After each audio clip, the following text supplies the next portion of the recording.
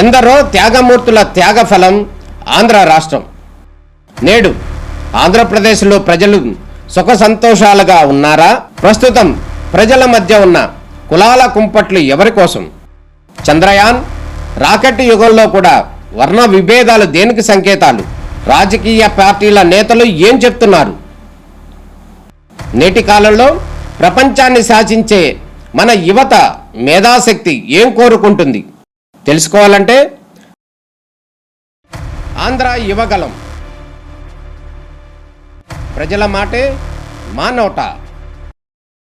ఈ 5 నెలల్లోనే ఇంత కష్టపడి ఇన్ని నిధులు కేటాయించి ఈ ప్రాజెక్ట్ ని ముందుకు తీసుకెళ్ళడానికి అటు ముఖ్యమంత్రి గారి దగ్గర నుంచి ఎన్డీఏ ప్రభుత్వం పనిచేస్తూ ఉంటే ఈ వైఎస్ఆర్సీపీ తనకి ఒక కరపత్రిక ఉంది అధ్యక్ష, ఏదైతే వాళ్ళ అవినీతి పత్రిక, ఏదో నిన్ననే వాళ్ళ పత్రికలో కూడా ఇప్పట్లో జల్లేరు రిజర్వాయర్ లేనిట్లే అని చింతలపూడి పథకం మీద వాళ్ళు కరపత్రిక సాక్షి అవినీతి పత్రికలో ఒక ఆర్టికల్ ఇవ్వడం జరిగింది. నేను కూడా చెప్తూ ఉంటా, ఏదైతే మనం కూడా సిగరెట్ ప్యాకెట్ మీద చూస్తూ ఉంటాం, పొగ తాగుట ఆరోగ్యానికి హానికరం అని. అదేవిధంగా సాక్షి పత్రిక చదవడం కూడా ఆరోగ్యానికి హానికరమే అధ్యక్ష. ఎందుకు నేను ఈ మాట చెప్తున్నానంటే జల్లేరు రిజర్వాయర్ లేనట్టే అని చెప్పేసి వీళ్ళు ఈ రోజు వాళ్ళ పత్రికలో మ్యాటర్ వేసుకున్నారు. కానీ గతం నేను చూస్తే ఏదైతే వాళ్ళ ప్రభుత్వంలోనే అంటే 2023లో వాళ్ళ ప్రభుత్వం అధికారంలో ఉండగానే మరి ఏదైతే ఆ రోజు మరి పర్టికులర్ గా మన విజయవాడలో జరిగినటువంటి మీటింగ్స్ లో కూడా వాళ్లే ఒక ఎక్స్పర్ట్ కమిటీ అంటే స్టేట్ ఎక్స్పర్ట్ అప్రైజల్ కమిటీ అని 2023 డిసెంబర్ 4-5 తారీఖుల్లో జరిగితే అప్రైజల్ కమిటీకి ఒక నివేదిక ఇచ్చారు అధ్యక్ష. వాళ్ళు ఇచ్చినటువంటి నివేదికలో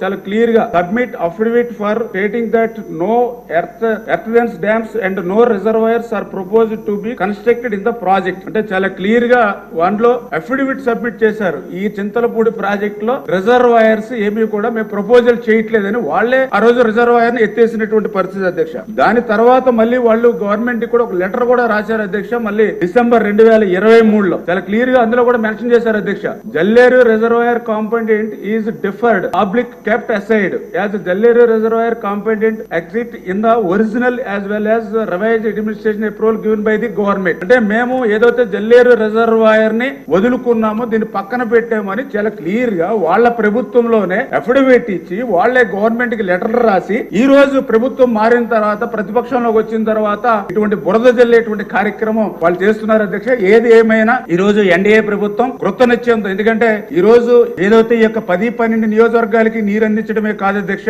దీని ద్వారా చింతలపూడి ఎత్తిపోతల ద్వారా పర్టికులర్ గా నాగార్జున సాగర్ కు సంబంధించి 2,10,000 ఎకరాలకు సాగునీరు అందించడం ద్వారా నాగార్జున సాగర్ లెఫ్ట్ కెనాల్ నుంచి తీసుకునేటువంటి నీటిని మనం నిలుపుదల చేసుకోవడం ద్వారా అది శ్రీశైలంలో బ్యాక్ వాటర్ కింద రాయలసీమకు కూడా ఉపయోగించుకునేటువంటి అవకాశం ఈ చింతలపూడి ఎత్తిపోతల పథకం ద్వారా ఉంటుంది సార్ అధ్యక్ష. అందుచేత ఇది నదుల అనుసంధానంలో భాగంగా చంద్రబాబు నాయుడు గారి కళ. అంచేత ఖచ్చితంగా ఈ చింతలపూడి ఎత్తిపోతల పథకాన్ని చంద్రబాబు నాయుడు గారు ఈ ఆర్థిక సంవత్సరంలో ప్రారంభించి మళ్ళీ ఆయన ఈ యొక్క చింతలపూడి ఎత్తిపోత పథకం ద్వారా ఆ యొక్క గోదావరి నీటిని ఈ యొక్క కృష్ణా ప్రాంతానికి అందిస్తాం అధ్యక్ష.